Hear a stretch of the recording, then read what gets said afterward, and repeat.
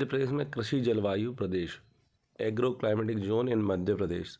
Particularly हमें देखना है कि मध्य प्रदेश में एग्रो क्लाइमेटिक जोन कितने हैं और इनका क्या आधार रहा है। तो नाम से ही पता चल रहा है कृषि जलवायु प्रदेश, मतलब कि कृषि और जलवायु के लिए कौन से प्रदेश एमपी में बनाए गए हैं on the basis of soil, climate, rainfall, temperature और एग्रीकल्चर। तो जैसे ही हम एक एग्रो क्लाइमेटिक जोन से दूसरे एग्रो क्लाइमेटिक जोन में जाएंगे तो ये चीज़ें वेरी करती हैं, इसलिए हमने इन चीज़ों को, मतलब मृदा को, है ना, जलवायु को, वर्षा को, तापमान को और कृषि को आधार रखते हुए कृषि जलवायु प्रदेशों में विभक्त किया है।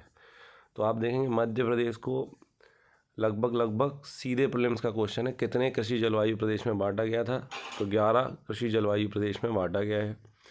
यही पेपर में आपको हो सकता है मेंस में भी मिले। तो मिलने के लिए क्या करना पड़ेगा, पढ़ना पड़ेगा। तो शुरू करना है हमें, तो सबसे पहले इजी तरीका है छत्तीसगढ़ के मैदान से पढ़ने का। तो आप देख पा रहे होंगे कि पहले नंबर पे पार्ट यहाँ लिखा है छत्तीसगढ़ का मैदान। तो छत्तीसगढ़ का मैदान प्लेन्स ऑफ छत्तीसगढ़ पहला पार्ट हो जाएगा। फिर जैसे ही, और ये मध्य प्रदेश के कौन सा डिस्ट्रिक्ट इसमें आएगा, बालाघाट डिस्ट्रिक्ट आएगा, बालाघाट डिस्ट्रिक्ट आएगा। फिर हम ऊपर चलेंगे तो जो मंडला, डिंडोरी, अनूपपुर और शहडोल लगभग ज़िले आते हैं। तो आप देख रहे होंगे ये छत्तीसगढ़ नीचे है हमारा और छत्तीसगढ़ से ये नदन में है, तो इसका नाम हमने क्या रख दिया, छत्तीसगढ़ का उत्तरी पहाड़ी का मैदान।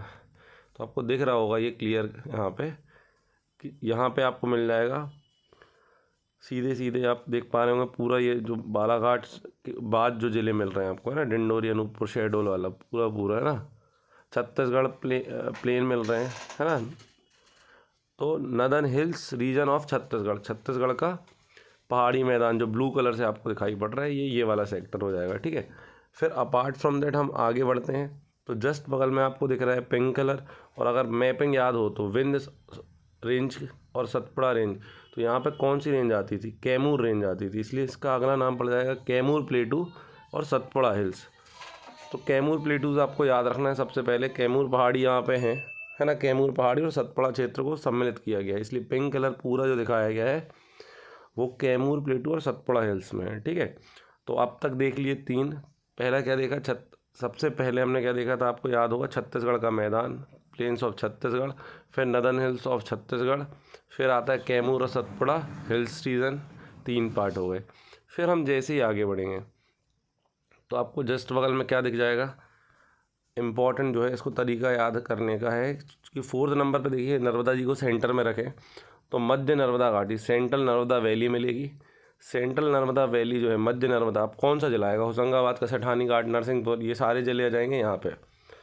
और इसके ठीक ऊपर क्या बहती है, तो नर्मदा जी के ऊपर विंध्यन है, नीचे सतपुड़ा है, तो ऊपर का आ जाएगा विंध्यन माउंटेन या हिल्स रीजन और नीचे सतपुड़ा प्लेटू आ जाएगा। तो हो जाते हैं इस तरीके से हमारे ये, और आगे बढ़ जाएंगे, ठीक है। फिर सबसे ऊपर जाएंगे तो हम ग्रिड रीजन, जो हमारा चंबल और ग्वालियर संभाग है उसको ग्रिड रीजन में बांटा गया है। ग्रिड रीजन हो सकता है 3 नंबर में कभी आपको ग्रिड रीजन पूछा जाए। तो ग्रिड रीजन क्या होता है कि चंबल और ग्वालियर डिवीज़न को ग्रिड रीजन में लिया गया है, ठीक है। बुंदेलखंड रीजन बुंदेलखंड क्षेत्र में लिया गया है। तो इस प्रकार से 7 हो गए। अगर हम काउंट करना शुरू करें तो सबसे पहले आपको याद रखना है छत्तीसगढ़ का मैदान नंबर 1, दूसरा नंबर पे क्या जाएगा, छत्तीसगढ़ का उत्तरी मैदान, मतलब हिल्स ऑफ छत्तीसगढ़ वाला।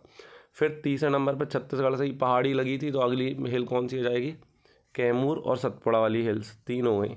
अब हिल्स हो गई, अब वैली पे आ गए तो चौथे नंबर पे नर्मदा वैली, 5वें नंबर पे विंध्यन का रेंज और नीचे क्या है, सतपुड़ा।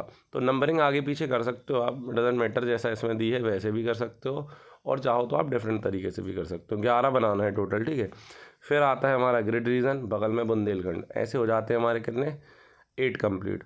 अब बच जाते हैं 3, तो 9वें नंबर पे मालवा का प्लेटू, ठीक है, नीचे निमाड़ है अपना तो निमाड़ का प्लेन्स, और 10वें नंबर पे साइड में क्या है, झाबुआ की हिल्स। तो राजस्थान में हमें सब्ज और थोड़ा सा डेजर्ट वाला फील मिलेगा झाबुआ में, इसलिए उसको एक अलग क्लाइमेट में बांटा, तो हो गया क्या, झाबुआ हिल्स। तो आप यहाँ टोटल 11 एक बार देख पा रहे होंगे पूरा। मैं देखिए सबसे पहले अगर इस यहाँ से देखें तो हमने देखा था बालाघाट के लिए कौन सा था, प्लेन्स ऑफ, यहाँ पे छत्तीसगढ़ का प्लेन, ठीक है।